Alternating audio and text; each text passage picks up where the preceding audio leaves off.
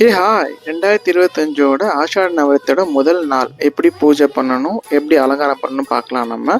So நான் first ஒரு மஞ்சள் பிள்ளையார் பிடிச்சி இந்த ஆஷாட நவராத்திரி பூஜையெல்லாம் நான் சிறப்பாக பண்ணணும் அப்படின்னு சொல்லி ஃபஸ்ட்டு மஞ்சள் பிள்ளையார் பிடிச்சி வச்சுருக்கேன் நான்.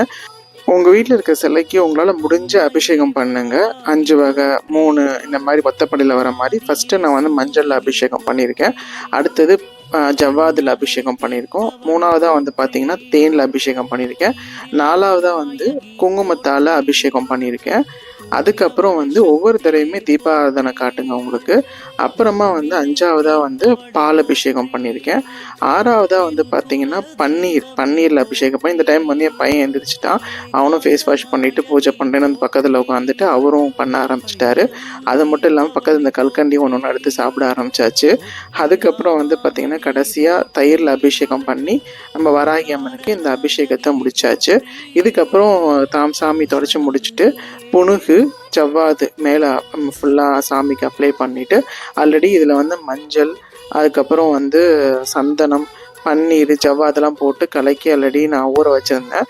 இது அம்பாளுக்கு காப்பு மாதிரி பண்ணி அப்புறம் குங்குமத்தால் பொட்டு வச்சு திருமாங்கல்யமும் போட்டு நம்ம இன்றைக்கி மஞ்சள் அலங்காரம் ரெடி பண்ணியாச்சு. மல்லிகை பூவால் மாலை போட்டிருக்கோம். நம்ம இன்றைக்கி வராகி அம்மன் இன்றைக்கி ஃபஸ்ட் நாள் பூஜைக்கு எனக்கு காட்சி கொடுத்துட்டாங்க. இந்த வீடியோ ஃபுல்லாக பார்த்தீங்க அப்படின்னா வராகி அம்மன் எப்படி எந்த ரூபத்தை வந்திருக்கான்னு நீங்கள் பார்க்க முடியும். அதுக்கு வீடியோ ஃபுல்லாக நீங்கள் பாருங்கள், அப்போ தான் உங்களுக்கு தெரியும். ஸோ காப்பு பண்ணி முடிச்சதுக்கப்புறமா கொண்டு போய் பூஜை அறையில் வச்சாச்சு. அந்த பிள்ளையாரையும் வச்சுட்டு அப்புறம் வெத்தலை, பாக்கு, பழம் கண்டிப்பாக வைங்க. கருப்பு உளுந்தில் பண்ண பாயாசம், ஆப்பிள் இதெல்லாம் நைவேத்தியமாக இன்றைக்கி வச்சுருக்கேன் வராகி அம்மனுக்கு. இது மாதிரி 10 நாளும் ஆஷாட நவராத்திரியில் என்னோட வராகிக்கு சிறப்பு அபிஷேகம் அலங்காரம் பண்ணுவேன். அதை பார்க்கணுமா? கண்டிப்பாக என் சேனலை சப்ஸ்கிரைப் பண்ணி லைக் பண்ணி கமெண்ட் பண்ணுவீங்க. இந்த வருஷம் கண்டிப்பாக உங்களோட கோரிக்கை அனைத்துமே நிறைவேற நானும் வராகி அம்மன்ட்ட வேண்டிக்கிறேன்.